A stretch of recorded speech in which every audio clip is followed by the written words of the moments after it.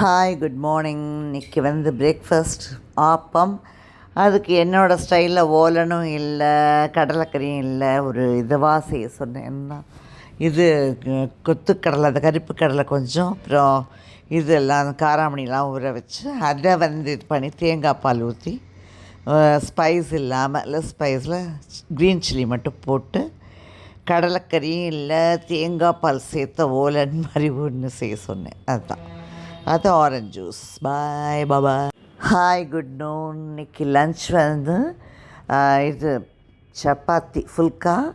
அதுக்கு ஏதோ ஒரு யூடியூப் பார்த்து north Indian side dish aloo பூனாஸ், அதான் ஸ்பைஸியாக ஆலு பூனா இதுன்னு சொல்லி சப்ஜின்னு ஒன்று பண்ணோம்.